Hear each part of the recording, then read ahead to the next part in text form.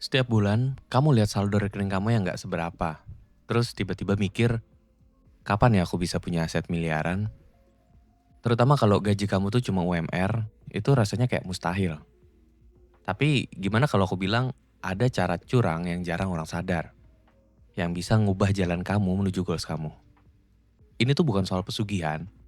Ini tuh soal strategi keuangan yang sebenarnya tuh simple tapi jarang orang sadari. Ayo kita bahas. Mungkin kamu pernah lihat teman atau kenalan kamu yang gajinya biasa-biasa aja, tapi tiba-tiba udah punya aset. Entah itu properti kecil atau portofolio investasi. Terus kamu jadi kepikiran, kok dia bisa punya aset dengan gaji segitu? Banyak dari kita berpikir kalau kekayaan tuh cuma datang dari gaji yang besar. Padahal nggak melulu soal itu. Rahasia orang-orang ini tuh bukan cuma pada seberapa besar gaji yang mereka terima, tapi pada gimana mereka memperlakukan uang. Mereka nggak cuma nabung, tapi mereka memaksa uang buat bekerja. Nah, di video ini kita akan bahas 3 trik finansial yang cukup jarang dibahas, tapi bisa bikin kamu ngelihat uang dari sudut pandang yang berbeda. Dan mungkin bisa jadi langkah awal untuk menuju aset 1 miliar kamu. Strategi yang pertama adalah fokus pada aset, bukan gaya hidup. Nah, salah satu kunci penting dalam membangun kekayaan itu adalah memastikan kalau setiap kenaikan penghasilan itu selalu diikuti dengan kenaikan nilai aset, bukan kenaikan pengeluaran. Banyak orang yang tanpa sadar terjebak dalam lifestyle creep. Begitu gajinya naik, pengeluarannya juga ikut naik. Bahkan kadang lebih cepat daripada kenaikan gajinya. Contohnya, gaji naik sedikit langsung dipakai buat cicilan motor baru, beli gadget, atau liburan. Ya nggak ada yang salah dengan menikmati hasil kerja. Tapi kalau semua kenaikan penghasilan habis buat konsumsi, maka aset yang kita miliki itu cuma akan stagnan. Menurut survei dari CNBC Make It, lebih dari 60% pekerja yang gajinya naik dalam setahun terakhir melaporkan kalau tabungan dan investasinya tuh nggak bertambah secara signifikan. Penyebabnya sederhana, uangnya habis buat kebutuhan konsumtif. Bayangkan ada 2 orang dengan gaji yang sama. Orang pertama, begitu dapat kenaikan gaji, langsung kredit mobil baru. Dia sih seneng, ngerasa naik kelas. Tapi pada saat yang sama juga, dia menambah cicilan, pajak kendaraan, dan biaya bensin. Mobilnya pun dalam 5 tahun nilainya pasti anjlok. Sedangkan orang kedua, dengan gaji yang sama, dia ngambil langkah yang berbeda. Dia menginvestasikan kenaikan gajinya ke reksadana atau saham blue chip. 5 tahun kemudian, investasinya tumbuh dan juga ngasih dividen. Bahkan cukup buat DP rumah. Bedanya, orang pertama punya gaya hidup, orang kedua punya aset. Dan kalau bicara membangun kekayaan, aset selalu menang. Fokus membangun aset itu bukan berarti nggak boleh menikmati hidup. Artinya, kamu menempatkan prioritas di masa depan lebih tinggi daripada keinginan sesaat. Lalu strategi kedua itu adalah memanfaatkan leverage atau utang yang produktif. Ini adalah salah satu konsep paling powerful dalam dunia keuangan, tapi juga salah satu yang paling sering disalahpahami.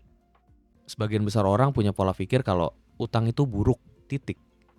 Padahal utang tuh sebenarnya netral. Yang membuatnya berbahaya atau bermanfaat itu adalah cara kita menggunakannya. Bayangkan utang itu kayak pisau. Di tangan yang tepat, pisau itu bisa digunakan buat memasak dan ngasih makan keluarga. Nah, di tangan yang salah, pisau juga bisa melukai. Sama halnya dengan utang. Dia bisa melukai keuangan atau mempercepat pertumbuhan aset. Utang produktif itu adalah utang yang digunakan buat membeli atau membangun sesuatu yang nilainya naik atau menghasilkan pendapatan. Contohnya kayak modal usaha. Kita minjam uang buat memulai atau mengembangkan bisnis yang memiliki potensi keuntungan yang lebih besar daripada bunga pinjamannya.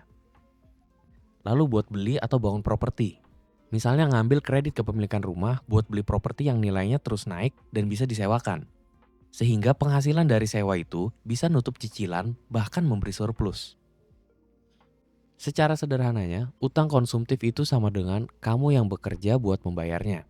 Sedangkan utang produktif itu aset atau orang lain yang membayar utangnya buat kamu. Misalnya, seseorang ngambil KPR buat rumah senilai 500 juta. Cicilannya 3 juta per bulan. Lalu rumah itu disewakan 3,5 juta per bulan. Artinya penyewa yang membayar cicilan. Bahkan ada sisa 500 ribu per bulan masuk kantong.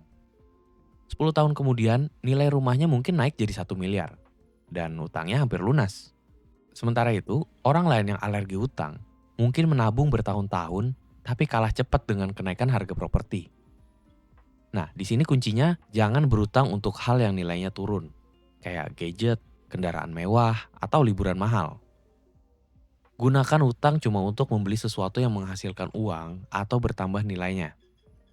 Dengan pendekatan ini, utang tuh nggak lagi jadi beban yang memberatkan, tapi jadi alat yang membantu kamu buat mencapai tujuan finansial lebih cepat. Strategi ketiga itu adalah memaksimalkan aset tersembunyi. Nggak semua aset terlihat jelas kayak rumah, emas, atau saham. Ada aset yang nilainya besar tapi nggak bisa dibeli langsung dengan uang, yaitu ilmu, jaringan atau network, dan pengalaman.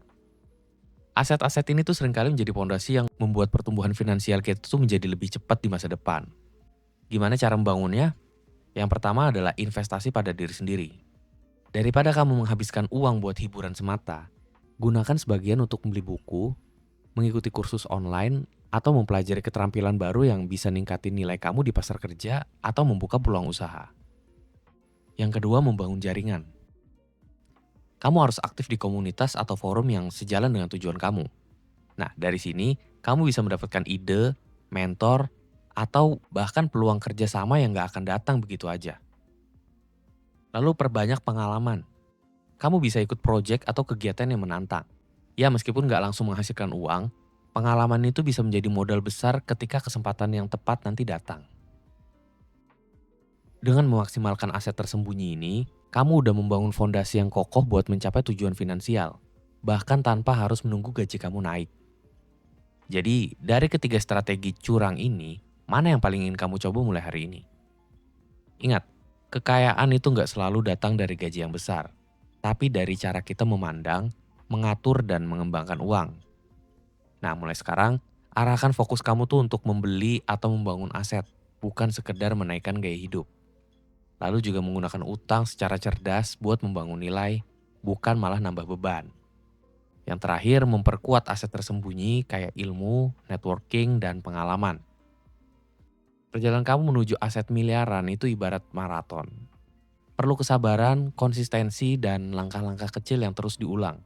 Tapi langkah pertama itu selalu dimulai hari ini, bukan nanti. Jadi jangan biarkan angka di slip gaji kamu itu jadi batas imajiner bagi mimpi kamu.